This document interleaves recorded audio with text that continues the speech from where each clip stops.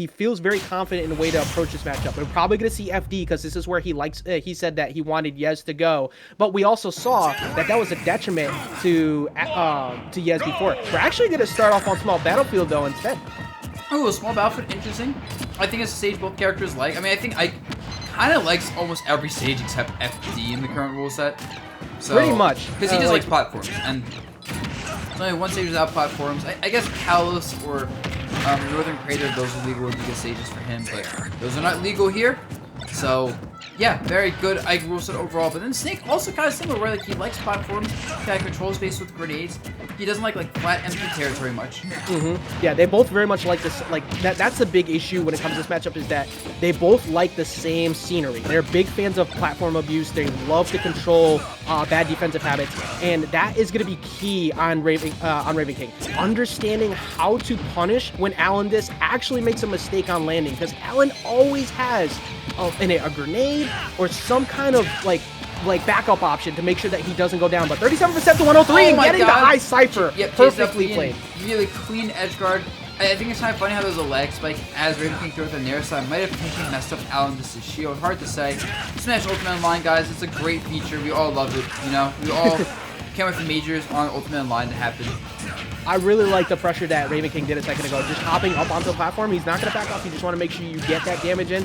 And controlling the landings of AlanDiss. This is very, very good. And now getting him to go off the stage again. Way. Good high recovery. Reads the high recovery. Then he just reacts to it. Just jump over there. Yeah, giant sword. Break the Scythe armor very easily. You know, Ravenking is very happy he sees Alan go high anytime, and Alan has to mix it up low in the future.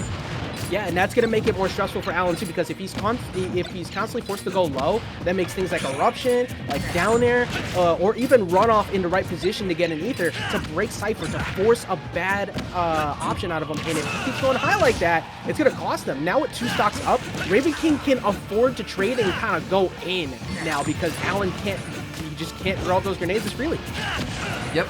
Okay, with that said, gets up to the first stock of the game. It's a little bit late to get the first stock of the game, but this is so doable. Also, MJ20's Oatmeal, also known as Wi-Fi Rob number 24, and plays Wadi for top 8. So there might be a Rob dinner happening on Wadi's stream right now. Poor Wadi. Yeah, the top 8. He did great game. Wadi has some of the best reactions you'll ever see out of anybody when they get styled on, by the way. People really need to watch that. I just noticed that we got an Izza lurking in chat too. Somebody who both Yez and you see right now, Ravenking, have put in their tags to show some support for. Izza, one of the people who's really good at just kind of making you understand how to play Ike's neutral game. And I think if he was learning anything from him, or if he's paying attention, you might want to go pay attention to what he's talking about with this matchup, because it's definitely a very different tale to be told here compared to what we saw Yez fight against. Yeah, right. No, this is like, you know, and that's the thing, like, Ike players all have pretty different playstyles, different strengths. Yeah. And you see Ravenking's strengths, his more passive playstyle, like, really look like the openings in the advantage state, not pushing it, paying off in dividends here as he is, oh my god, the grenade, as he is very close to now one stocking AlanDiss for the first game. AlanDiss is, you know, when we see him on stream, it's normally he has close games with someone or destroys it. You almost never see him clean one stock. Yeah, that was actually, like, he was bringing it back, but that was one of the first times that I've seen Alan actually struggle in a way that we've seen him on here. He was constantly being forced into weird situations on landing, and Ravenking understood. You have nothing here. If I hit you with this fair up top, there's nothing that happens that is bad for me. If I do these falling up airs against the platform, all that happens is I bounce off to the right and I don't get punished for it. So he understood the risk-reward situations in a way that forced Alan into a very uncomfortable disadvantage that we haven't seen, and I really want to see what Alan does to change it up, if anything, because Ravenking played that very well. Yeah. So, with that, you know, like, AlanDiss, I think, really can't... I don't know, because I think AlanDiss' kind of normal aggressive playstyle is just not working versus Ravenking. He's been trying to kind of use grenades to get openings, get, like, in with aerials and normal snake AlanDiss stuff, but he just can't, like, find the openings versus Ravenking, who's playing it very patiently and waiting for the little punishes to turn to big punishes really quickly. Yeah, and I actually like this stage pick, but I still like the fact that Ravenking gets to go here up a game, because we've seen what happens in this stage. Alan is really good he sets up the traps, he forces a wall that you can't break. But the thing is, because Ravenking is up a game, he's not forced into a position where he has to aggressively approach. Granted, he's kind of getting pushed backwards a lot right now, almost getting hit by that forward air, but like, you can reset. Oh my god, and he catches the double jump. He has the double jump left. He can't chase this anymore though. Oh, if he just went for the forward smash instead of, I think, jumping super high with the double jump, he could have got that. But that was extremely close to being a stock. And AlanDiss is consistently double jump. He has no jumps left. That should be a kill with aggressively chase. You can air dodge in again, and you see Ravenking trying to cover these air dodges perfectly. I really like the way Ravenking is understanding. If I force your jump gone, if I force you into a high spot and you have to play an air dodge game against me, I just love when you start getting fearful of air dodges, because it makes it easier to get those falling up airs or a heavy read F smash that we've always seen Ravenking go for. Can I just say, I love how I've noticed Ravenking is more aware of the C4s than a lot of players, because I've seen like run past the C4 and jump right over it. And AlanDiss just says, hey, if you're not getting hit by C4s, I'll get hit by a C4. Say, hey, if you're not going to use it, these are expensive. I got to use them at some point. Yeah, right? But yeah, like, no, Ravenking definitely is very comfortable in, like, recognizing the C4 position and not getting caught, even, like, you know, jumping there on the platform to avoid it. And really making AlanDiss work for it in a way a lot of players don't do. Oh, that's AlanDiss. Stretching those legs out right there. Yeah, that was excellent. That was like just excellent control of Ravenking's platform landing. But even so, you saw there you go. Calls the jump up, but he falls out and doesn't get hit by the falling up air either. This is very important. If you cannot close the stock out, there it is. The up. Oh my god! Not gonna do it. Still one. Okay, there we go. You can't live through that. There's no way. Yeah, you're not landing that falling up air. Even if it's stale, you're not gonna live that. And this is huge. If Ravenking could just get the lead back, force Alan into a time where he has to approach, then we might see something similar to game one. But I still just look how often Ravenking doesn't actually engage. Like, you go ahead, you set up. What does that do for me? Literally nothing. I'm gonna wait for them to explode and go in when I want. Yeah, and on a big stage like this, you know, especially with Ike's range, it's like Snake can't put the pressure on after setting up, so it's just kind of, in a way, when Snake sets up with all his explosives, he's also putting pressure on himself to do something to get away from his own explosives, you know? Also, an update, apparently right now, the Wadi set versus the Wi-Fi Rob 24 MJ is Link Mewtwo at the moment. Just a little funny update there. Yeah, he gets sticky, and in exchange for getting sticky, he gets an up air and Howlin'. Oh, Alan barely gets into a forward smash! That could have easily taken a sack off. Even though Ike is very heavy, that forward smash is stupid strong. Gets him with the forward air, but looking for an air dodge down, and then tries to cover the spot dodge as well with the C4. Alan always has a backup plan. He can't, like, he just needs to find a KO right here and get a lead back, forcing. Oh, actually gets a grab and doesn't even bother to do anything else. Just get it right there with that F tilt. Look at that. It's basically an even game. Like, you know, Ravenking had a huge lead and it just gets kind of stolen from him with just a couple hits, honestly. Yeah, like, what do you think Alan needs to do to, like, get Ravenking to bite the bullet? Like, Ravenking has been so good at kind of navigating around his traps and not really, like, overcommitting. Do you start seeing Alan maybe go in a bit more? Or do you think he continues to commit, maybe change the pattern of the grenades up a little bit?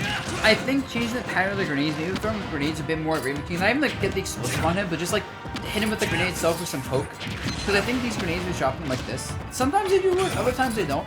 Like, if it was just constantly poking, like, you know, Ravenking out, like, 2% off the grenade and 2% off the grenade hit over and over, while getting the grenade, like, in that area, like that, you know, a little bit of damage, might help a lot. That would just look for parries, but doing that online, not exactly ideal. With that said, up to killed it! Like, 97? As strong as that move is, it is one of the most punishable options that Ike has in his toolkit. It is insanely powerful, but it has a cost. And that was great on Alan to do it. Also, as I had just asked you about the grenade setups and the way you were talking about it, Alan literally did that. He put one directly at the left side and the right side of the two platforms, covering full hops from Ike. So you're either forced to stay on the platform or you full hop in and you have to potentially take a trade off a grenade. And I think that change at the last minute kind of, like, it allowed him to regain control of the game. It was still very losable, but it looked a lot better for Alan at the end with those changes. I wonder where we go now, though, considering the way that match. I wouldn't be surprised if we run to something like maybe run it back to small battlefield. Yeah, right. Run it back to small battlefield. There's no DSR, but there are 2 bans on a 6-stage rule set. But apparently Wadi's going Me Gunner now versus MJ's Link, because MJ's Link took game 1 versus Mewtwo. I kind of wish I was on stream now. That's too. I kind of wish I could see that set right now. And Right. running it back to small battlefields and understanding, you know, hey, I did better with this platform layout, but when it was a little bit more condensed, when I had the ability to zone break you easier. But this is where things can get wrong. Ravenking ran it back before, but you don't want to let AlanDiss get a huge lead like this. Yeah. I mean, and that looks like AlanDiss is definitely adapting right now. Ravenking's starting to hit by a few more grenades. That's a big deal, right? It's like Ravenking get hit by the grenades he wasn't getting hit by before. That is a complete change because that's exactly what Snake wants. As I said, he's biting the bullet now, right? Alan, he's changed the beta. Yeah, you gotta change the beta. You gotta get it. You gotta put some live bait on there occasionally. And once you stop the nairs, once you stop those falling up airs with those grenades, and actually baiting out the idea that he was gonna jump back at him, punishing him with that up tilt, this is huge now because Alan with a lead forces Ike to go in, and I think we could see the timer be played here. To be honest, I think that it's gonna take a long game. Oh my God! I don't know, man. With how these two are playing right now, this is gonna be a 2-minute game at this rate. Jeez. Yeah, never mind. Timer's out the window. Alan is starting to go in like, hey, I have a stock up and you scare me, so I want to delete you fast. Yeah, right. Man, if you got that forward smash, bro, that'd be on Twitter right there. Look at that optic coverage. Like, if he read that roll as well, Alan would be on something else right now. That's it. Okay, the side B gets back safely. Okay, gets the kill on Alan. Definitely overextending with that leg. I get that leg is very, very nice, but it's still just a human leg, bro. That gets punished. Nah, that leg is made of something else. It fights off explosions, it fights off space lasers, photon shots, and a giant sword. I should have won 10,000 years ago when he got that first pair, but you know. I wouldn't be surprised if in one of the Metal Gear Solid games he does up tilt like a laser or something, or a missile. That's just sounds about right, honestly. Did you get him? He definitely sucked him. On him. Okay, with that said, just blocks it. Fun fact, actually, the sticky on block is like +6 or something. Insane. Maybe plus. I'm actually gonna check because I'm curious, but I know it's like really plus on blocks. You get the freest of frame traps if you stick someone with the down B. Yeah, fun is questionable for the rest of the cast. Great for Snake, but that is so ridiculous. Oh, can he catch the landing? No, I like the fact that Alan actually retreated to the side. Too many people try to land in on Ike right there, and you will catch so many up airs, but that time he's gonna catch the up tilt. And up tilt, by the way, it's apparently +20 on shield. The down B. Just so you know, so they give you next to someone who's like down B, you can like grab them at probably the right range. I want to have a stern talking to any of these people who constantly say, "Oh, you know, Snake's not that good. He's not even top 15." I mean, yeah, okay. I know you're one of them. I'm not letting you off the hook either. All right, just gotta make sure you know that I am not a believer of Snake being top 10. That's fair. I don't think that he's top 10 either. But still, people just underestimate the kill power. Oh my God! And the control. Hey, I need that 67.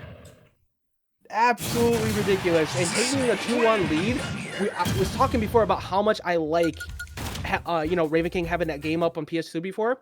Now it's gone, because even if you get that wider stage to be able to just kind of spread like the range out, not really deal with those traps as much, what are you gonna do about it? Like, what are you gonna literally do about it? Alan can play back now. He's got a whole game on you.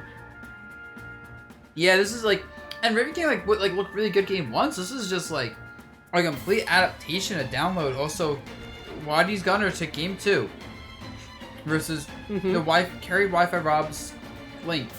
I have 4 whole screens over here, and not one of them has that open. I don't know why am I? What are you doing, man? I'm trying to stay focused on this match, but that matchup sounds ridiculous. You know, I'm gonna look there just to make sure the chat isn't lying to me, because I don't trust the chat right now. This sounds too ridiculous. No, I definitely. Yeah, no, they're actually the truth. Yeah, I see the Cuphead. I see Cuphead. Also, Wadi has a birthday hat on for his birthday. Oh, happy birthday, Wadi. Let's go. Hopefully he gets into top 8. No, actually, I want to say happy birthday. So, game 4, running it back to small battlefield.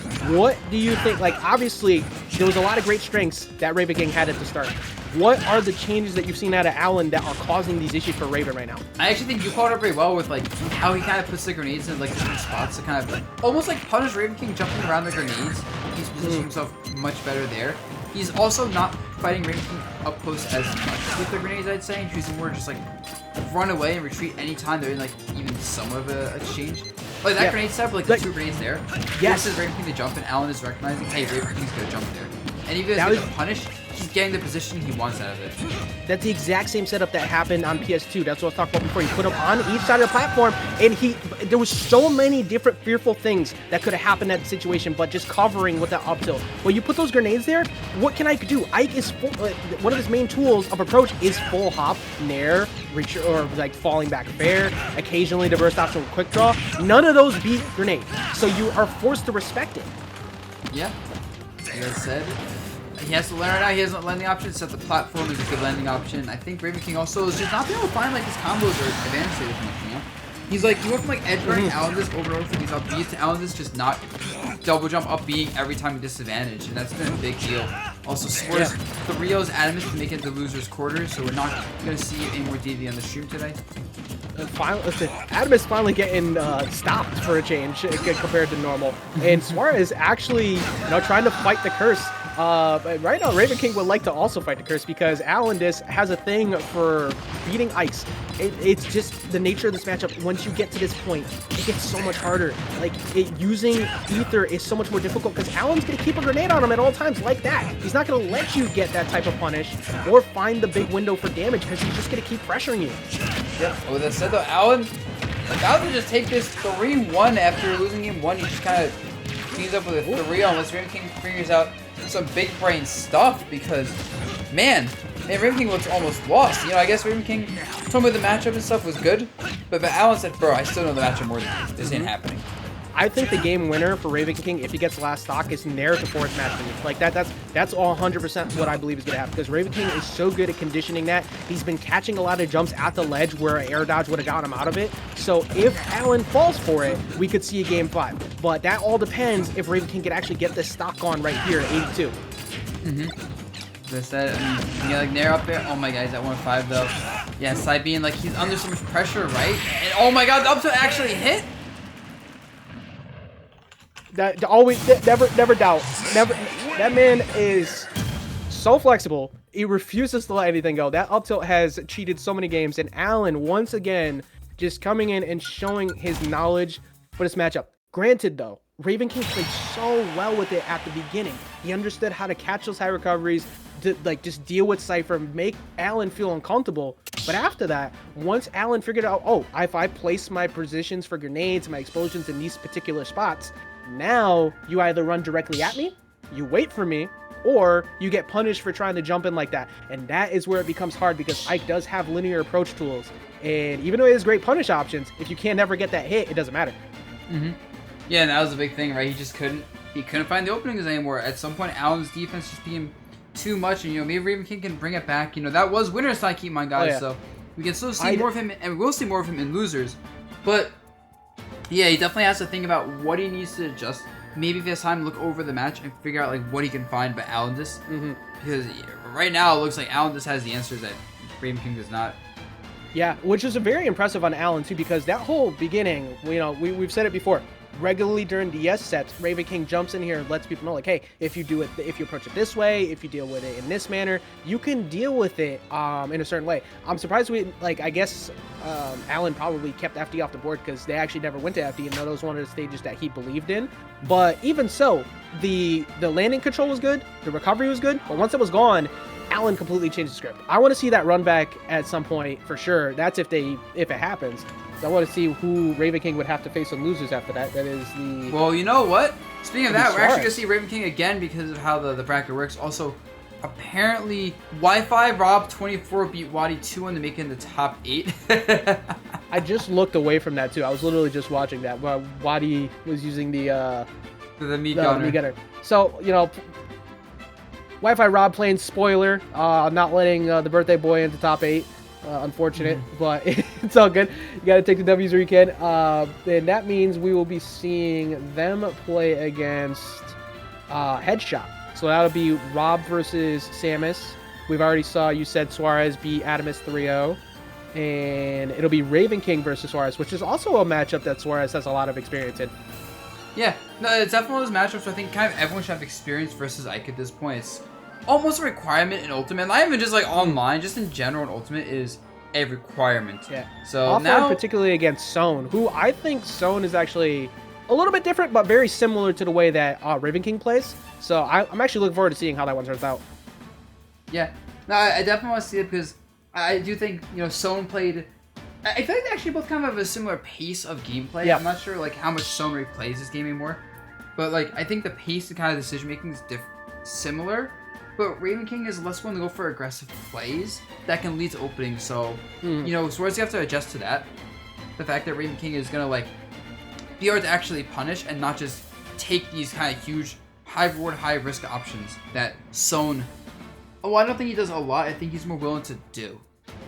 Yeah, so Sohn definitely more like he catches. He usually waits for like a swing from Yoshi, and like he'll fully charge a down smash or something to punish the aggressive option, and it works regularly. But Ravenking a bit more reserved, like you said. But when he gets a hold of you, it's a problem. Ravenking's like just advantage state control, his capitalization on punish are so good. Looking forward to seeing that. But Yep, we're ready.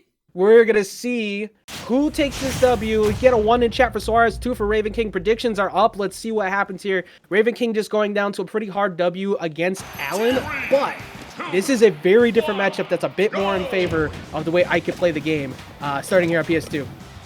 Yep. So PS2 definitely a good stage for both characters. Obviously, just there's no neutral stage, not much to say there. Now this matchup is definitely, if anyone's favorite Ike's, I'd say. Then again, yeah. So Yoshi do 41% damage. The big thing is that Yoshi has excellent combos against Ike, but Ike punishes Yoshi so hard. For like Yoshi loves to go in. Yoshi loves to just swing, nair out of shield, put a lot of punish, like a lot of quick damage on. However, you jump too much against Ike, you're asking for trouble. And so with that said, though, it's back to basically even right now, right? And Ike has significantly better kill sets than Yoshi does, unless Yoshi gets that. He jab blocked online. He's cheating. I can't believe that. What kind of jerk jab blocks online as Yoshi? You already know it's the curse. Once you start talking negatively about someone or complimenting someone, it goes the complete opposite. You said that Yoshi had no kill options, and you allowed him to actually beat Wi-Fi to get a jab block. That's on you. Yeah, commentator's curse. Well, with that said, hopefully, you know, Ike does not have kill options, so he's got a lot of trouble killing and getting any setups at all to land. There's no way at all that Ravenking has a chance to land a kill anytime soon. Yeah, Ike's super weak. He's carrying a two-handed sword in one hand, has absolutely no kill power whatsoever. Finds the landing air dodge, but I mean, actually, he's not even getting the kill. It's kind of crazy. But yeah, Sora's sitting here trying to beat the curse that is Yoshi's on this stream, and this is a good way to do it. If you get somebody to whip an ether like that, you can find a potential ledge trap looking for a jump, but he doesn't fall for it. And like that said, though, yep, almost lapping 100%, and Yoshi is still looking kind of healthy. I know Ravenking, you know, Ike has kill options like that. There we go. Yeah, there you go. Just put that F tilt out. That was a good F tilt too. You cover nair, you cover a potential forward air in. Outside of if they fully jump in it, that's fine. If they manage to jump around you, he's probably just gonna be reversed back down with a egg leg. Just avoid it. But Suarez with a pretty comfortable percent lead here. He needs to find a KO ASAP though, because we've seen we've seen what Ravenking can do. He can steal some stocks pretty quick. Yep, that's what Ravenking does. What Ike does. That's what this game's about. And, you know, that down throw could have led to something, but the double jump arm was too good. But that's it. Ravenking is in the deep right now. I'm there in the corner. Definitely end the stock. And down to definitely end the stock. I'm surprised Suarez goes for that. Back air ends it, up air ends it, down air ends it, forward air ends it, everything ends it, man. Yeah, you know, I was about to say Suarez is about to put those back airs online. He's going to try and look for a jump. However, I like what Ravenking's actually doing. He's just putting full hot neutral air out there. Yeah, just like, what are you going to do to get in on this? And look how much damage he's taken because of it. Yeah, right now he legit just naired, and like Suarez could not find an answer to get around the nair for that like last 20 seconds, and now with that is basically even. Oh, no, since too high with all that rage. There's no kill set to be found there. Oh, the neutral beat? You gotta make sure you don't scale your forward smash in case you kill that. So this is optimal.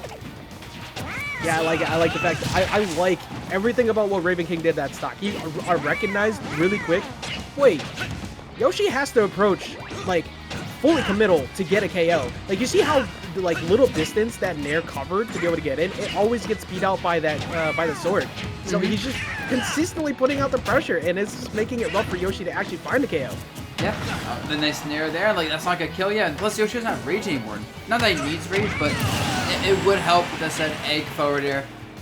Definitely a setup that works. Definitely something that when you fight Yoshi, feels really bad to get hit by because it's like, bro, what do I even do about this nonsense? Yeah, it is. This gets particularly frustrating for the Yoshi because if you find the opening like so, you get big damage, and that's just the thing that happens to Ike. Every time he gets hit by a brawler archetype character, he gets comboed to hell. But Ike is okay with that because, like, all right, what do you do afterwards? Yeah. Like Ike's used to just taking the damage, and that's just kind of how the character works. With that said, the up to the connect, that could have been, that would be huge damage as well. I mean, like 100+% Ike total. Yeah, you get up air, full hoppy up air, and then you get the falling up air at the very end. It's just so much damage. And if you want, you can even look for air dodge. Doesn't matter though. The double jump armor is broken.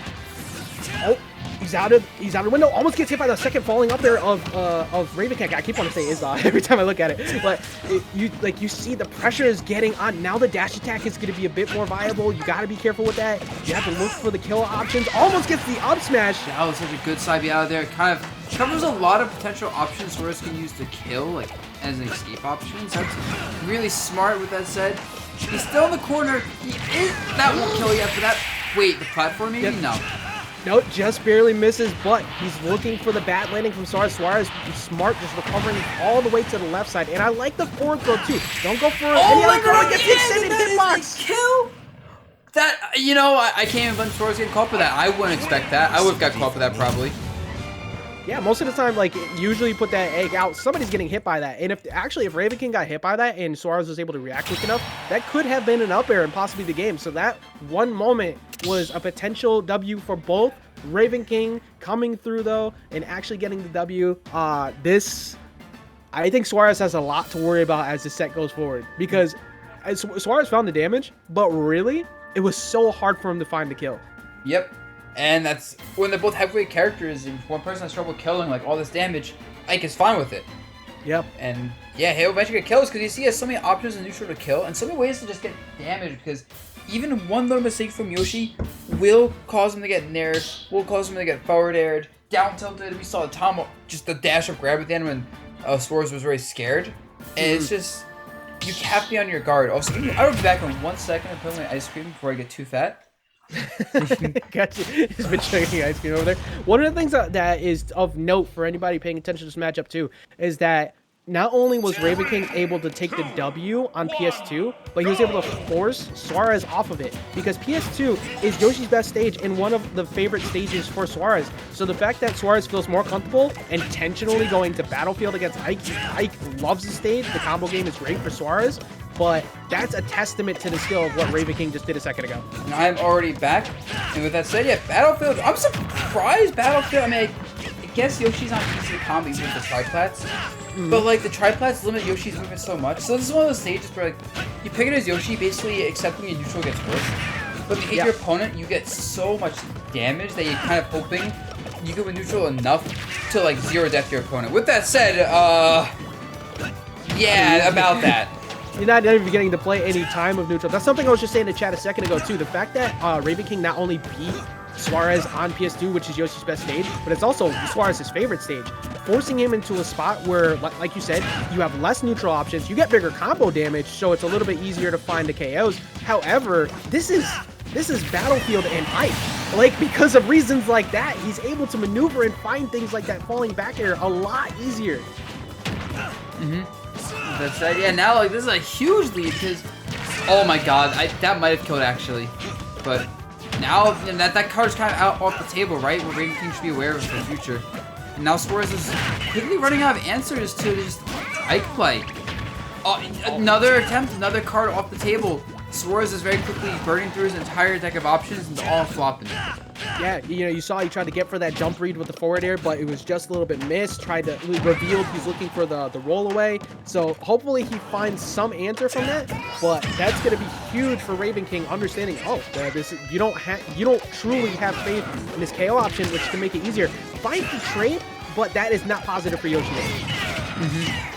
Okay, with that said, Ravenking's at 115, just like, bro, it's consistent, just like 150, 160, 170. I'm just afraid more of Suarez dying before Ravenking. That's a bad sign. Yeah, that's enormous. I Alright, like the okay, call right I there. guess I was wrong there for once. I'm almost never wrong, but anyway. Yeah, you're almost wrong, okay, but yeah, I like that call right there with the short up air. However, that's something that Ravenking's gonna be looking for later. It's gonna be on Suarez to condition him out of shield because of that. Granted, he doesn't really need to worry about shield right now. He finds another KO. And now, once again, it's the same as like the last stocks, right? Where like Ravenking's at such a low percent that like he's just big chilling. Now there's a little bit of difference, whereas is finding the edge guards and ledge traps, but he can't convert into anything big at all. And you know, we see Ravenking lives 150, 160, 170. If you're only getting 30% off your advantage state, you are not having a chance. Yeah. Now, I will say something. Even though he's behind, you can kind of visibly see that Suarez seems to be finding a little bit more confidence. He's, like, just covering the options before. Granted, he's getting called out now. Oh my God! Disappearing fast. And you know, you see Ravenking almost using Suarez to stage against him right there for an extremely early kill. Yeah, outside of like Snake, I don't think it's much of an intelligent idea to bring Ike to Battlefield majority of the time. So I'm still very surprised that we're here, and you can see it's kind of playing against him. He hasn't been able to find that big opening he's been looking for. You see, like, Ravenking consistently just reading, using that down tilt to get knowledge and figure out what the defense habit's going to be. He's going to call out the jump next time. Yeah. And now it's just, what do you do at this point, right? Because one and this won't kill yet, will it? No, it's close. Not just but yet. Those up Bs have such a good success rate, right? Ravenking gets so good at reading people's like attacking options, and it's so consistent at landing those, and that's a lot of damage and kill power on the table, which kind of counteracts one of Ike's biggest weaknesses as well in terms of like slow buttons sucks from, but super armor button means he can challenge the faster buttons. Yeah, especially things like that nair out of shield and stuff, which is normally like one of Ike's greater weaknesses is acting out of shield. But Ravenking, especially right now, up a full stock and Suarez can't afford to make a mistake, he can just throw that out there and be okay with losing it at 177. That's fine, because you still got a whole fresh stock to play with. Yeah, 136, and like the thing is, like, one back air can end it. One dash attack can end it. We haven't even seen a dash attack yet. Up near the corner can end it. Now, one down air can lead to a lot of damage, or this. Okay, not really. Could have been more. Suarez somehow avoiding, but yeah, throwing out that forward air, trying to catch something after that heavy commitment, definitely in favor of Ravenking, because a fair trade with that, always in favor of Ravenking there. We definitely just saw Ravenking swing like 4 times in a row, and was like, one of these is going to hit eventually, right? It has to. Yeah, like, honestly, like, why not? Why not, right? Like, he's at KO percent. If he consistently just continues to pressure you, you're gonna get comboed to hell, and now all of a sudden the game's even. And like I'm really enjoying watching this because these are the two of these players were really starting to make a big name for themselves when majors were still going. Suarez constantly coming so close to top 8s. Ravenking having many strong performances out in the Midwest, including almost beating Tweak at Shine, I believe it was. Like both of them so strong, and you just see that it's just transferring right here into this too. I don't know what Suarez is gonna do though here on Battlefield running it back. Yeah, I think at this point it's just kind of, he might just be a fish out of water, right? This is losing bracket. This is also later in the day. It's almost 11 o'clock at night. You know, people out doing these events are playing since 6 o'clock. Remember, this was a capped event. This is the second time Galaxy Gambit has capped, by the way. So that is insane. But like, you know, he might just kind of be burnt out at this point. He's down 0-2. I want to see him come back. I want to see something crazy. But I really, like, he needs to figure out some reads he hasn't got on Ravenking. Right now, Ravenking has kind of the book open on Suarez, I feel like. You're not seeing the crazy reads, but you see the consistent outplays. Yeah, I think, like, even right there calling out that air dodge, I think the only thing that changes this game at all is if Suarez is somehow able to consistently, and I mean almost every time, beat all defensive options out of Ravenking. You have to call all the jumps, you have to be able to keep him grounded, and you need to keep him conditioned into shield using things like that command grab. Other than that, I don't know what he's going to do, because all the trades and all of the big advantage situations are still in favor of Ravenking swinging. Yeah. With that said, that could be killed. Oh, the air dodges the up air, and that was potentially huge for Suarez. He didn't give me a chance to do that. He just got the frame trap. Really, really good pressure. Honestly, Ravenking could have just up B there and gone for a suicide up B, and maybe just ended the set right there. But I don't blame him for not trying that, because that sounds like a low chance to work. Yeah, that's what I was like. Hindsight is 2020 moments, right? Like, because if you get it, that's great. But if he armors out, he died. Up there, and that is 92%. The dinosaur is going extinct right now. Suarez on his tournament life down 0-2 versus Ravenking in Galaxy Gambit number 8. Yeah, that's Losing enormous. The 5th place. That's so huge because Suarez was able to run it back. He was able to get some damage on. But now in this situation, he's facing the same issue as last time. Ravenking could just swing kind of freely because he's up a full stock. He can afford to just let you get comfortable with trying to get in and then make you just pay for it. And that's one of the few times we've seen a call out on spot dodge to the downer. Things are starting to just look completely done here. The air dodge, not going to happen. He wants to end with a forward smash. It feels good to do it. I don't blame him. He's like, alright, bro, just get out of here. This game's done, dude. Just stop playing. Put the controller down. down. That's a Ravenking special, man. He'll go for nair forward smash reads or like falling up air forward smash reads all the time, just calling out air dodges just to kind of put the nail in the coffin. As far as I want to have faith, you know, like I'm eternal optimist, but Suarez has to punish, like.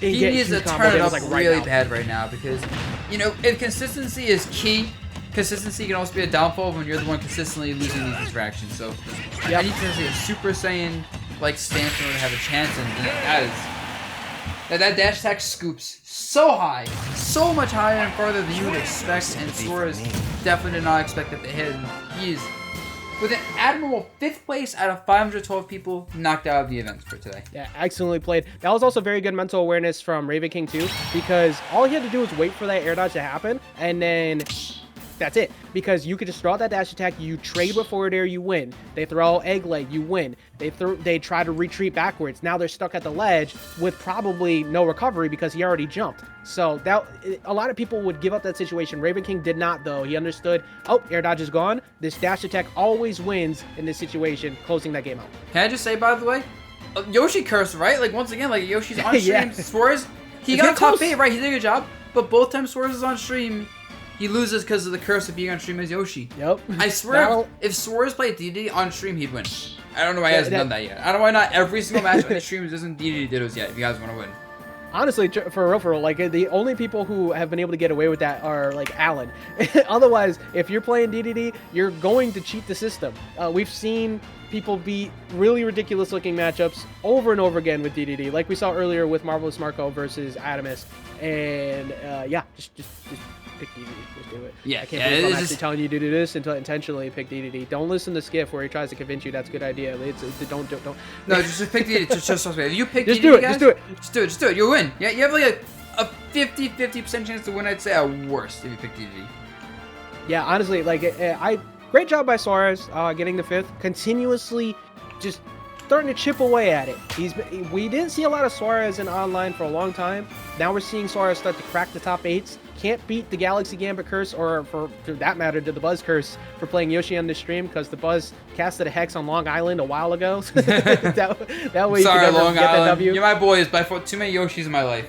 Yeah, Yoshi's Island is not the play. Literally, there's a whole tournament scene that was called Escape from Yoshi's Island from there because of the amount that they had. Suarez being the best of them, but you had other people like Raptor as well. And up next, are we going to be moving into the other winners side of finals with because right now in the losers bracket they have you have Wi-Fi Rob and 24 fighting Headshot, and that was just first round of losers top 8, and then we probably would have the winner of that fighting Ape Man, but we might have him play off stream. I'm not quite sure what Last wants to do. He's the team. Yeah, I don't know if we'll make it to that point by the time we're done with this one. Depends. I mean, we'll see how long that last set takes. But yeah, so winners finals right now, either losers quarters or losers semis. Next, it is getting a little bit later in the night. I know. I'm sure not everyone's trying to be up to 2 in the morning, including the players. So. Oh, you kidding me? It's Saturday, boys. We got KK Slider already in the background here. We're ready to go. But I'm sitting here looking at this matchup that's coming up, and honestly, I think Utopian Ray has one of the best shots at dealing with AlanDiss. Yes, I think so too. Because I think first of all, Banjo is pretty solid into Snake, but I'm not sure if AlanDiss will be right for Utopian Ray's playstyle. Because the only thing I'm worried about is Utopian Ray is like from New York City. We play lame. That's just a fact. This isn't even like insulting us New Yorkers. This is just we are the lamest like players in the world on average, I feel like. And AlanDiss does not play super camp or anything, so I'm not sure if Utopian's right for this kind of like more aggressive Snake. but I don't know for sure because at the same time his defense is very strong. I think a majority of it is because like most of the way that Utopian Ray plays, he utilizes the grenades to approach, like we just saw a second ago, and that is going to help cover because not only will he use his grenades, I think he's going to take advantage of Alan's grenades a lot because we saw how often Utopian Ray grabbed the gyro and used it against 8BitMan in that set too. So with that said, right off the bat, you know, just very early in the game, obviously, but Ray does have a small lead, and that could be a sign of bigger things to come.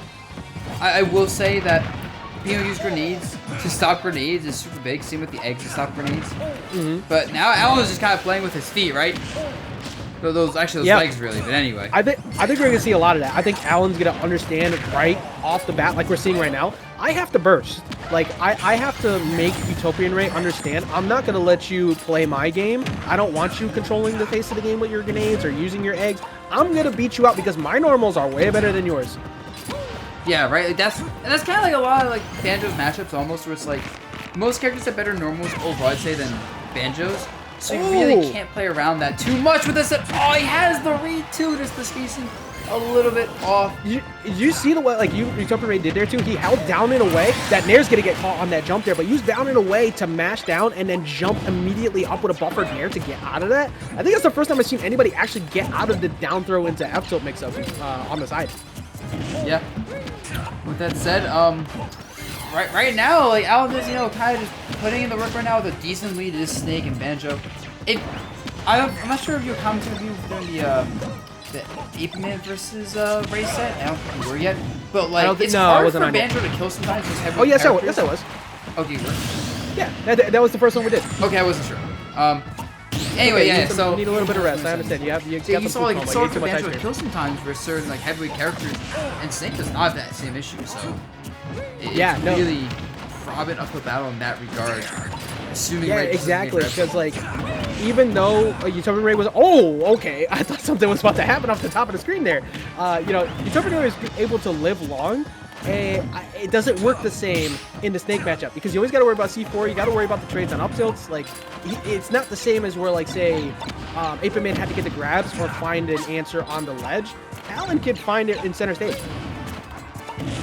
Yeah. All right. I know 106 on Alan, though 75 on Ray. So he's clearly figuring out the answers to these grenades. He's making Alan chase him around, right? Like constantly, Alan just has to move towards Ray, and that's exactly what Ray wants. Yeah, that's tremendous. Again, tempo control is the name of the game. It's not as much so much about playing the neutral game. It's forcing the other person to behave irrationally, be around all of these grenades, around all of this pressure. And Utopian Ray's doing a solid job at like navigating it. Granted, we're at even percent, but Alan, I like the fact that he's forcing Alan into a position. I don't think Alan's really had to fight yet. Yeah, no, we have not seen Alan like play this kind of matchup often and really have to play like the aggressor too much. Or if he does, it's like not to this extent. And right instead, both at kill percents right now. One thing I did notice that might come to bite right back in the butt is he did try shield grabbing an up tilt. If he's not aware, he cannot shield grab that. And does not like break that habit real quick. I can see Alan very easily doing like up tilt, unblocking the forward tilt for a kill or something. I agree. Yeah, he's going to be looking for, like, you got to know that matchup knowledge. And that up tilt was very well placed. You see Utopian Ray trying to abuse the invisible frames and wait at the very last second off of the Angel platform to get him to maybe to jump, assuming those could be a grab. But at 177, you know, you can find a straight forward air and get a KO or maybe a grab to up tilt at this point. I think that Alan is doing it right. He's just kind of hiding behind those grenades. Okay. We have a good chase down right here. But does not lose anything, and now Alan at almost 200%. Oh my god, I almost died. Oh, I had 2 C4s in a row. That's almost 40 damage done in like 10 seconds. You can't let that happen. Not if you're Ray and you want a chance to win. Such a underappreciated thing about like Banjo or like Sonic, and for anybody who has the ability to do it. Wait, oh my god! Oh, he's looking for a high recovery. Oh, he can't do anything. He doesn't have the positioning for that. Oh yeah, mashing jump, get out of there. Do not deal with that. This is almost starting to get a little bit closer. You see Alan trying to find an opening, but using the Wonder Wing to beat out the call out he last just time. threw his side pummeling. Oh, that pummel could potentially cost him so much. Still is Alan at disadvantage though. Discount Snake up tilt connecting. I like what he did there. He just fell through the platform to bait the landing on, make it look like it's going to be safe, maybe land with an up tilt. Alan getting pressured by all of these projectiles. Okay. And now, like, they're both at kill percents, right? This is actually a really scary situation for both of them, and I do think because Ray has tempo control, it does not matter what I was gonna say, because the up tilt is a powerful move. Also, is it fair to say that Banjo is just furry snake? Would you agree? I don't think I want to give that one life, to be honest. Alright, that's fine, that's fine. But, you know what, honestly, it really is just, like, a completely different, like, it's just Snake recoded, right? Like, you're playing the same style, you're playing with the same annoying, like, pressure with the grenades, utilizing it. Unfortunately, you don't have the ability to, you know, stretch your foot below the ledge and knock you out from there. But, like, I don't honestly believe that this is really bad for Utopian Ray. Like, Utopian Ray kept that so close, and I could see this set going the distance. Yeah, I think so too. Like, because that game was very back and forth. I think Alan had like a slight percent lead most of the game, but Ray had like the pace lead. If he can find a way to turn that pace lead into like more of an advantage, say it, or a percent lead at some point, he'll win for sure. Because I think Alan's the one with less options to win the neutral, I think, than Ray in the long run. It's almost like Utopian Ray just decides to only turn it up when he's behind, because we saw that happen in the 8-bit man set too. He's like, all right, let me lose like really bad because I want to play for the people. Just like really turn it up at the last minute, and that's annoying, because when you're like beating somebody out repeatedly and then they live to 160 plus, like that just frustrates you to all hell, because like, why won't my KO options work? And Banjo is such a good character at frustrating people and living that long. He's just so to hit, honestly. Like, you can poke him down, he's annoying. But getting like these nice solid hits on him is just not gonna happen. The C4 is now he was able to Snake. switch He it has to up. be very careful. That's probably gonna fall at some point though. He's gonna be forced to Wonder Wing here, go to the ledge, get out of there. Gets Actually getting the caught side again. there. Oh, the C4's back on him. Okay, he does block that. We've seen many people get C4 like that and they just die. That was one of the most scary games of hot potato I'd ever seen. Like, the way that Alan was dodging around it, yeah, that was a great call on that air dodge there. He couldn't do anything. He already expended his up B, and he's probably not going to use his side because he's down to like 2 charges left. Now, like, this is where it gets bad, right? Because even though like Ray can play kind of camping, like wait for his openings, he's gonna trade a lot of damage potentially, and he's just gonna like he's gonna take some damage, and you can't let any damage happen like this. Oh god, that was 46. God. What the hell? At 46, looking for another landing too, gonna catch him, try and catch him on his landing. I like the fact that Alan recognized though, and he tried to actually punish the Wonder Wing from the looks of it with that 4th match. But Alan backing off, is like, hey, you know what? I don't want you to get a KO here. I'm just gonna keep back. I'm gonna stay back here. That way, you take so much extra damage that it makes it like annoying for you on this next stop. And that's a yeet, and that is a yeet. Wow. Ray is the only person I've seen avoid these mix-up at ledge. A really good patience to find that KO. Yeah, as I said, he needs to not get killed right now because he's up to percent. He is not quite dead yet. That roll was definitely not a good roll. Definitely lost him a free punish, but it is hard sometimes to know when you have the chances. Look for there. Oh my god, trying to bait Ray so lucky that got hit because I was like right above him as well. If he was a taller character, that'd be done. Oh, good defense. Not getting grabbed at the ledge. You gotta throw away, use the grab armor to not get punished. Looking for the high recovery again. Unfortunately for him, he can't do the same thing as like say Ike, where he can kind of go up there and throw out that really massive hitbox. And he's gonna get punished on the jump, trying to get out of the corner as well. Yeah, and now that said, Ray is down. Remember, this is right now Alan's favor 1-0. So if he wins this, it's 2-0. But the real comeback is hard to make. We might see a stage switch or something. We might see a strategy switch. Maybe Ray has to kind of turn the aggression on a little, right? Maybe all this passive defensive play making Alan run into. Alan's kind of figuring out the patterns for Ray's defense. And finding out how to like get in and just get these big chunks of damage. Yeah, and I'm almost like concerned with the fact that that's probably what has to happen for Utopia Ray, right? Because Ray has been able to reset neutral and like get stage positioning anytime it's been kind of uncomfortable. And yeah, he has to get in more, but Alan's been winning up close more. So if he does decide to go to a smaller stage, it might actually work against him. Yeah, I'm just thinking he has to get better at close game. Because I think he's so focused on getting away that he's not even playing the close game all the time. Like that, like he's near Snake, immediately rolls away, right? So like, he's choosing not even try and play this game, where Alan is forcing this game upon him. Yeah, this right here really is like, this is the optimal defensive style of Banjo. Like just navigating around, trying to throw out a bunch of projectiles, trying to establish an annoyance for your opponent, except it's Snake you're doing it to, who also is planning to do the exact same things. Like, if you don't commit, I'm going to stay right where I am because you're the one who has to come to me. Said, okay, the grenade doing something, but Alan's just running up in there because he knows one mistake from Ray and he will die. Yep, there we go. He just keeps running in, eventually gets that one little hit from kind of forcing it. It was a trade, and we take those trades. Yeah, and that's the second time he caught him on a jump out of this out of ledge 2, mostly because he had a grenade in the way. You can't roll in on that. You roll in on that grenade, you're probably gonna get hit by up air, and you don't want to get grabbed there either because you were able to dodge 2 F tilts before, but you might not get past it that time at that high percent. So your only real safe option outside of using one of your Wonder Wings when you're on last stock is to jump, and he got caught twice. So I wonder how Utopian Ray's gonna avoid that, because the option coverage, particularly at KO percent at the ledge, we've seen it time and time again with Alan, but it has been so good here in this matchup too. So with that said, I feel like Ray has to try something different. Maybe not stage rise at least, but play style wise. Because yeah, running it back to PS2 seems like it makes sense. And I don't know. I think the big thing is I haven't seen like Ray get a particularly big read. Like, he gets like these small pokes, a couple of grabs. But, like, there's never like a situation where it's like, oh, Ray has like nice read. It's kind of just like passively like covering a lot of options over and over, and hoping Alan does not choose the 1 or 2 options against passive. Yeah, passive play is just, it's almost always in favor of Snake. Like, you've got to capitalize big all the time, and you have to make them fear the fact that you actually were able to get in. Because, like you said, he hasn't really gotten anything massive yet, right? Like, it's just been like a little bit of damage here and there, but it's enough where Alan can say, that's fine, you won this interaction once, but I didn't really take much for it. Yeah, right? And that's just, and I always say in Ultimate, where I feel like the biggest thing in Ultimate is being able to win neutral and get big punches off. I don't care if win neutral 1 out of 3 times in Ultimate. If I get 3 times the damage you do, I'll take that.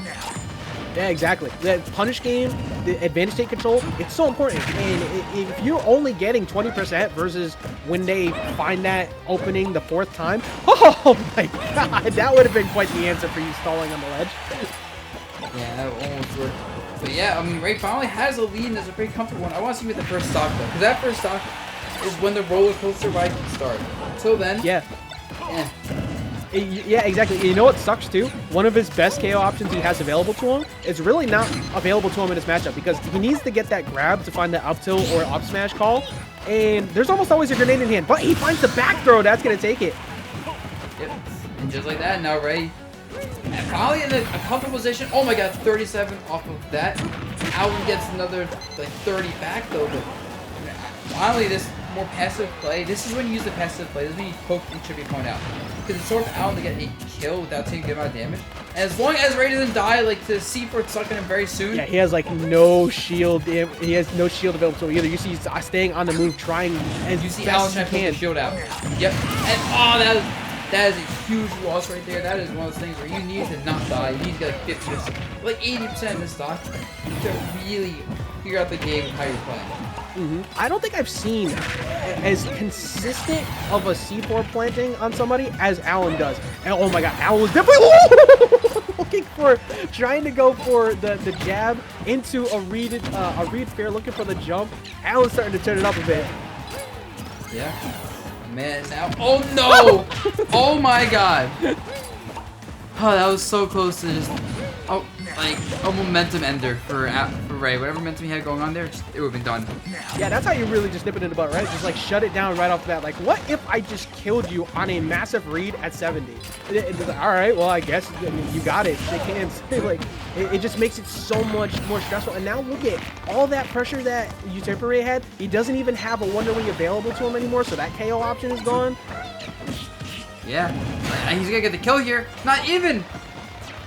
Oh, that's so big. He's got a little bit more weight on him. Oh, yeah, he fell. The upgrade thing that would maybe kill if he didn't fall out of it. 11 knockback is very, very bad. Yeah, even that high up, you would assume, even on a sour spot, might do something. He ran up, trying to just grab him and get that KO. Not going to do it. Looking at the last stock of winner's side potentially here. It is 145, so if he can find a grab, he can't get this back to even. But we already know Alan is so clutch in these positions and doesn't normally give up a lead for free. Yeah. Oh my god, 193, man. Like, if you're if you're Ray, bro, you're just like, I really need anything to kill him. I just can't hit with anything.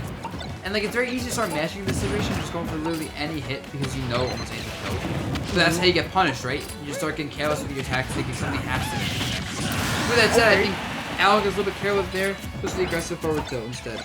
Yeah, that's enormous. The fact that Ray walked away only with 15% off of Alan trying to find an opening, the fact that he didn't take more is huge. You're looking for a setup, but Alan recognized immediately, nope, not gonna fall for it, but this is a good situation. If you can find more trades like that, all of a sudden find a good lead for Ray. Yeah.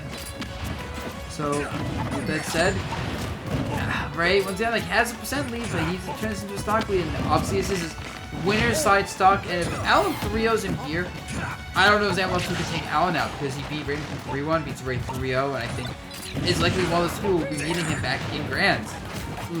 Yeah, so I said, I still think, like, amongst the people left in the bracket, I think that one of the people who has one of the best chances against Alan is Utopian Ray, because we've seen that he can kind of play Alan's game, except he hasn't been able to beat him out on it, and this is not a place you want to be against Alan with him having a full set up on you in Grands. Yeah, I mean, he's had explosions everywhere. Michael Bay movie going off. Oh my god, but once again, like, anytime he pummels and there's a grenade, he gets punished for it. When you grab Snake a lot of times, pummeling is just not correct.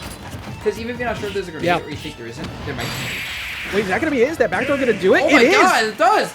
And we have a point on the board for Utopian Ray. He's not going down 3-0. He's living another day at least. That is what we saw in the 8-Bit Man set. Utopian Ray was able to keep it close. Granted, I didn't feel nearly as confident in Ray finding the KO as compared to the other set, but was able to just get it to the end. Found an extra pummel in there even because there's no grenade, but you were correct. If you consistently try to grab and then pummel, you're probably going to get hit by the coverage that Alan already had. It looks like we might be seeing a scenery change here. I wonder, maybe you go a smaller stage because Alan's so comfortable there, right, to guess? Possibly. It's you know, I mean, this is Alan's stage swap, and maybe he didn't like at the very end how it was becoming a bit more annoying to get a hold of Banjo, because, you know, Banjo's very evasive. We talked about it before. One of Banjo's optimal playstyles is to play super defensive like he did. Yeah, probably a smaller stage. Maybe go to something like a small battlefield. I'd be hard-pressed to believe that something like FD is available, because with grenades can shut down Wonder Wing. Yeah, my guess is small battlefield. So, with that said, no, just back to PS2. I wonder, maybe they'll think we're changing stages. Well, Alan was, he decided not to. That's my Possibly. guess. Yeah, no color switch or anything. Just wanted to get an extra break in there. So, I mean, honestly, if you're like Alan, you might be just want to think, okay, this is a long game, because this is, as a Banjo player, you're used to these kind of long games. This is just in your comfort zone. Whereas, like, Snake players are used to it, but not to an extent, I imagine. So, I can easily see exhaustion and just kind of like almost like repetition as a result of the exhaustion kicking in this game and maybe next game. We'll see. And these two are scrapping so much more. Like, this, even though it's been like, it's set off projectiles, like, they have not stopped putting on pressure since the start. It's a street shootout and then led to a backyard brawl, and now you see that, like, Utopian Ray finding some openings. Granted, getting caught that time though by Nikita went in a little bit too much, and good job by Alan covering it. Oh my god, the combo does not work, but that said 23 damage, and Alan is just kind of cruising right now. Oh my god, he is cruising. Yeah, that's what you don't want. Last thing you want is Alan turning it up, because we've seen what Alan can do with traps and getting big damage off of it. 79% for 108 too. This is where, you know, obviously we've seen Banjo struggle in these points to find that KO.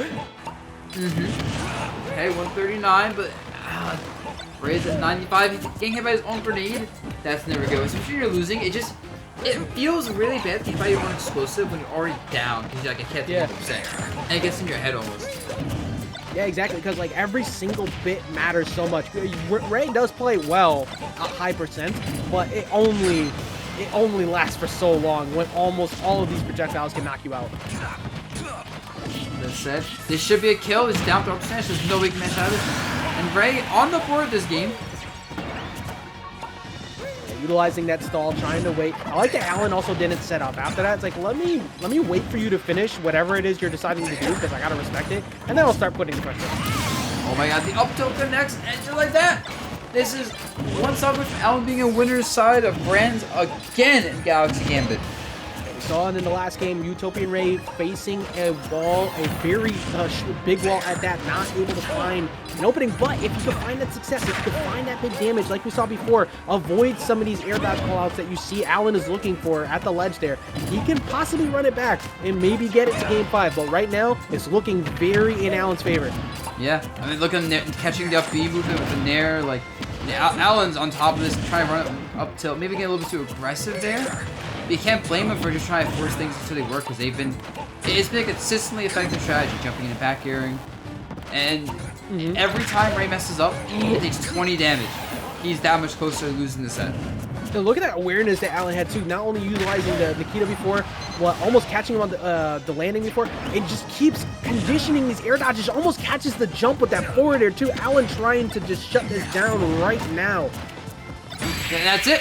That will 100% be up tilt is very powerful, of course, and just like that, Alan moves on to winner's side of Brands yet again in Galaxy Gambit. This is the third time we're seeing him in Grand Finals of Galaxy Gambit. Someone needs to stop this man. Man is nuts. There's a reason why I tweeted about him before this guy, once the top 8 started. He has won 2, took a break, came in back in, and now he's potentially going to win a 3rd. Has the most W's, I believe, for Galaxy Gambit. And consistently just steamrolls through people.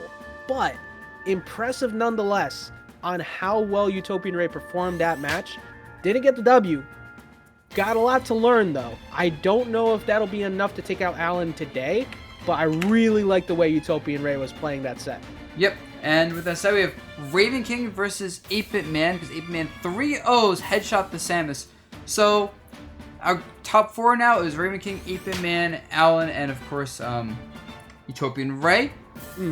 So this and I one think is the only match we interesting, haven't right? seen out of those today is actually this one. I think we haven't seen Ravenking fight Utopian either, so I'd really like to see Ravenking advance, only to see that match we have yet to see. True. That I will tell you right off the bat, that matchup is very boring because it is very. It's basically Banjo has the same issue that like a Mario or someone has in terms of dealing with disjoints, right? So it becomes more annoying for him to get in.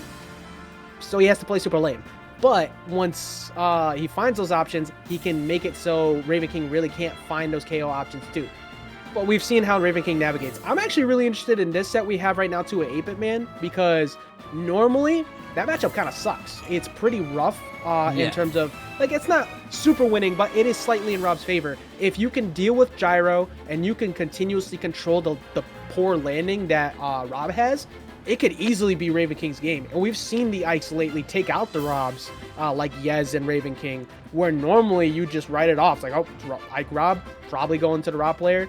Different playstyle with 8-Bit Man, but I'm not at all counting Ravenking out on this. I think that Ravenking has a pretty comfortable chance here. Yeah, I think Ravenking, I do think I could see other Ikes doing better versus Rob than Ravenking, just because of kind of playstyle things, unless Ravenking is like really just to the matchup, or his more passive playstyles are effective. But with that said, you did mention, right? We've seen Ike players beating Rob players more lately. We've seen the Ike meta in general just advance extremely hard. It's been evolving a lot. Era. So, like, it is very doable. I'm not doubting anyone at all. I actually think seeding-wise, these are also, like, 2 of, like, the top 4 seeds. I want to say 8-Bit Man was, like, seed 2 or something for this event. I believe 8-Bit Man was seed 1 today. Yep, he was. Actually, right. And then wasn't Ravenking, like, seed I think Ravenking was seed 4, yes. So the seeds, so for a change, Last doesn't have to, pull his hair out, because lately you take the last seeding, you just look at it and just throw it away, because everybody's been having incredible upsets lately. Today, panning out a bit more. Actually, Ravenking was seed 3, by the way. I just checked real quick. Oh, excuse me. So he was still on the bottom end. So oh, right. Yeah, because it's 2 and 3 that fight each other, and 1 and 4 fight each other. Exactly. Right. Yeah. Yeah. So that makes a lot more sense. So, and it's played out. The script is played out pretty much exactly how you want, which I think the surprise factor being Utopian Ray, right? So this has been an incredible one so far again today. A little bit tamer in terms of the matchups today. Like, usually we end up seeing some ridiculous, like last what was last week? We had Bowser, DDD, Donkey Kong, and Robin. Yeah. Like it was nuts. Make sure if you want to see those. by the way. Check it out on either the stream highlights, Collision Smash, or Collision Series on YouTube. Also over here, make sure that if you haven't already, hit that heart button on the stream or throw a sub either here or to the YouTube channel for the Buzz. You know, all these happen each week because the Buzz is able to continue to stream, put on the support with us, and the people behind the scenes who do all the work too. Team Liquid, Collision. Make sure you shout out Last in the chat. Literally, just the kid is everywhere during this. It happens every week. We have nonsense every week. Only happens here at Galaxy Gambit, and you could show some support any bit. It's free support by going, say, to the YouTube and subbing to the Buzz. Yep. And I would just say myself, you know, like subbing, keep in mind, you know, these are free events. You know, I do put my own money into these pots, so subbing literally for these events goes right back into the pot that plays these players to make them want into the events, to give you entertainment, to watch some sick matches. So you are basically paying for your own content you enjoy watching if you sub, if you donate, whatever it is. Also, guys, there is a challenge for the stream. I mentioned this a few times already. It is a boosted stream challenge using up to 2,000 channel points a day. You can boost the stream for the next couple days. It is a new feature on Twitch, and hitting that goal does get the stream a lot more viewership on Twitch. Like, gets a lot more eyes on it. So it is just extremely helpful. And if everyone in this stream were to put 2,000 points into that right now, I just did that just now. It would literally already finish the goal, which gets me, I think it's like 16,000, like 500, like potential more like people looking at the stream because it's gonna be on their front page of Twitch. Yeah, I've seen there's actually a few streams that I've caught lately because they showed up on the front that I never would have watched before, just because it's it's hard. It's hard to play not only the YouTube algorithm but the Twitch game too, getting up there for people to pay attention. So every single bit helps. Appreciate the who's that Fiegeldorf who threw in some channel points. Danby and 7 others right there. Let's go, all you guys. We're almost halfway there. Appreciate that. Have tomorrow and Sunday to do this, but the sooner the better.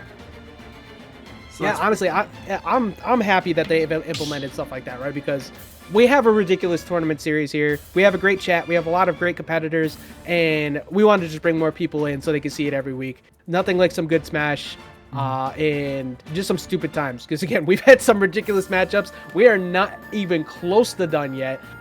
We have, you know, obviously on paper, it looks a little bit not so enticing.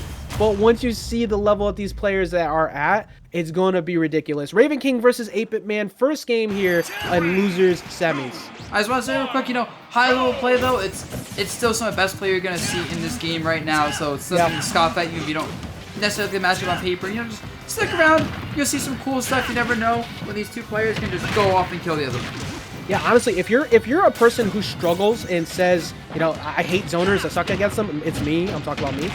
One of the best people to watch is way Ravenking navigates this matchup, because he understands how to utilize the tools that Rob wants against him. He takes advantage of that gyro and consistently punishes the big body landing, and that makes it stressful for Rob, because that's one of the few things that Rob has trouble with. Like 37 seconds in, and right off the bat, Ravenking mixing 8-Bit Man for that first stock of this game. That sets a tone right there, right? Whenever you play a set like that at high level, and like one person just gets mixed really quick, it sets a lot of tone and momentum for how the games are gonna go. Yeah, and that's really good for Ravenking right now. Currently, kind of just continue to mix up 8-Bit Man. Jeez, 8-Bit Man does not have one paddle in the river right now. Yeah, we both saw that same thing, right? Like, Ravenking just grabbed the gyro, and normally you go for a combo after that. He's going to get sniped by the gyro that time. There's nothing you can do there. The jump is already gone. Great coverage by 8-Bit Man.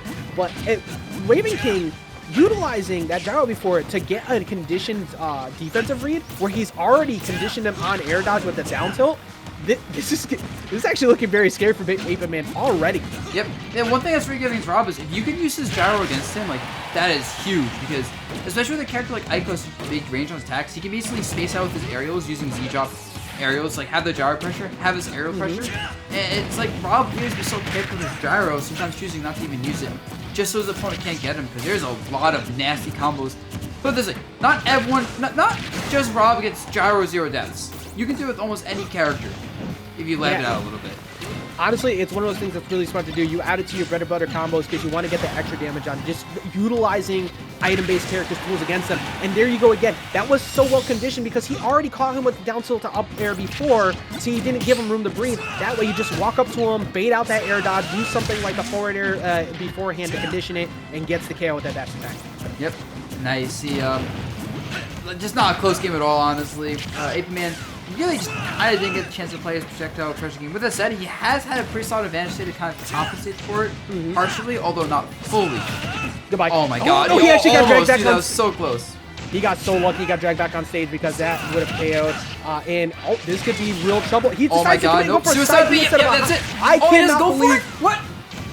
Like the fact that Apeman didn't go for a high down air on that up B. That's one of the most punishable windows you could get. That trying to find a reset and look for another punish option. Like Ravenking has been able to get away with so much this set because of Apeman, and you got to take that in stride. Drops down, goes for an ether, not gonna punish him on landing though. Oh my god, but then Apeman misses the punish and he gets punished again. Like, so much spaghetti, right? You can't miss these punishes at all. Especially for a character like Ike. Like, Ike is a character where he will swing. You have to let him do that. You have to punish him though. He gives you a shield, which is not often, and you are not taking advantage of that.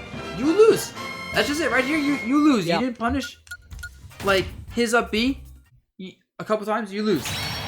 Yeah, I think the big changes that you need to see out of 8-Bit-Man in this game is not only does he need to figure out a way to handle down tilt more, like maybe a slightly different positioning on where he throws out gyro to force Ravenking to be less comfortable using down tilts on shield, but also he's letting Ravenking get airborne kind of free. Now, I'm not saying that he's not looking for the jumps. He hasn't found an answer to the jumps yet, and that's how you beat Ike in a matchup like this. Using laser, using short hop forward air, it's faster than Nair, and that's how you condition Ike to stay on the ground.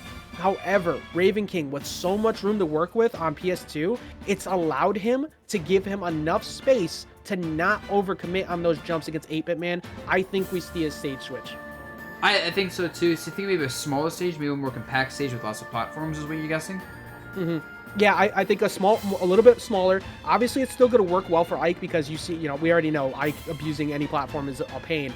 I mean, in this matchup, you don't go FD, in my opinion. And if you have something like Small Battlefield, that could kind of work. But you definitely don't go Smashville. I think that's chaos. You make it so Nair is a lot more alive. Even though you get... I need the Rios the Arena because the Cindy connection here is really bad. Okay, so yeah, quick momentary switch up. But still, just understanding the way that that Ravenking has approached this matchup, he's playing it perfectly. He's preventing the air-to-airs from happening. He's shutting down the way that Rob normally would control, the way that Ike wants to behave, and he has conditioned his defensive habits on landing so well because normally Rob would just throw out an air on landing. It does nothing against a rising up air from Ike. So Ike is always going to win in that situation. I think ledge traps actually are huge too. I don't think I really saw a lot of successful ledge traps from 8-Bit-Man in that set. Yeah, I don't think so either. So maybe we'll see a lot more of this game. Oh no, we paying attention. We already got Yosho out of here. We watching y'all. Go ahead, try and sneak it here. Watch what happens. Come on. Go ahead. Do your best. We're just asking for it. Somebody's definitely gonna hop in here. But I know you never know with people. Honestly, people do. I mean, hey, whoever hops in here, that's the only time they're ever gonna get top 8, right? So they gotta do it at least once, right? But hey. So we're still here. We're fighting for 4th place, trying to move on to see if they could get to fight Utopian Ray. Utopian Ray definitely getting a good W on 8-Bit-Man, but 8-Bit-Man gonna try and get that run back potentially. That's if he can get through Ike because, like I said, on paper this is actually a very good matchup for Rob. Except the Ikes lately have really started to understand how to deal with these rocks.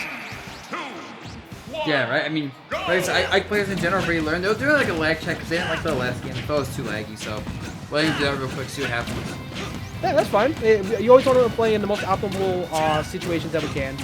You never want to have anybody go into it and automatically, blame lag on something later.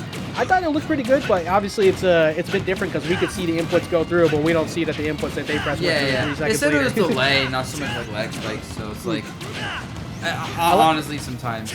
That's hilarious to me. They sit there. Okay, finally some different moves. Both of them were just throwing out nairs.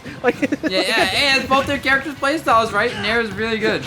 It's like, this is your chance to do a tech showcase. Do like 20,000 wavelengths and stuff. Nope, I'm just gonna jump in there. looks like they're gonna play this out. I don't think so. It looks like Apeman just doing a little bit more on the opposite side, trying to like get some reverses in. It's kind of hard to tell from here, but still, what do you think? Like outside of like what I was saying, I think a big thing is that the ledge traps weren't there for Apeman. What else do you think Apeman has to do besides like beating out some of those jumps from Ravenking in order to find some form of success in this set? Maybe like say up tilts kind of be able to, like instead of using projectiles to beat out jumps, maybe like up tilts. Maybe he needs to kind of like beat out like the jumps with like lasers or just maybe gyros. I think if he gets his gyro and hits him a lot more, he can use his own gyro to like throw it out of shield to get punishes. Yeah, I like that idea behind the up tilt too, because he you know, he was getting beat out on a lot of the gyros, but being a little bit too close to down tilt, like he wasn't able to get it off. Which I think, what I was saying before, one of the things is I want to see him like be maybe a character length further to try and condition it. But very true on the lasers. There was not many lasers in a jump position. And you know, obviously it's not going to work every time. Ravenking's going to dash attack him eventually for it, but you at least establish, hey, these jumps aren't free, and I'm going to make you understand that in a very similar way that Alan did before with putting those 2 grenades at full hop pressure. You could do that too with gyro. You can put one away and then you stand at full hop distance. Now Ike is forced to jump at you or stay back, and that's going to let you get some charge to your laser and setup. Yeah, I'm just talking with him right now in the chat to figure out what's going on, because they don't want to play in the arena still. They still think it's too much extra delay. You know, Nintendo Online, if you have even a spectator, it does add delay, sadly. Yeah, so everybody's just discussing right now, trying to figure out what's going to happen, what we're going to do. In the meantime, we wanted to talk to you, chat.